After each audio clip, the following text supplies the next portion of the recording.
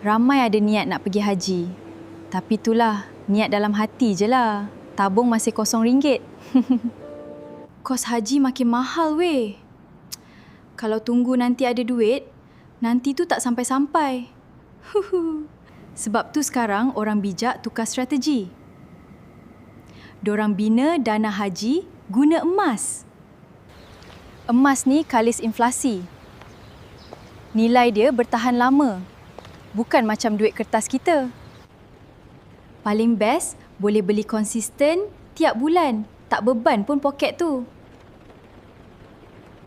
Tak payah modal besar pun. Mula dengan jumlah kecil, janji ada kesedaran. Lama-lama, gram demi gram, tup-tup dah cukup dana nak pergi Tanah Suci.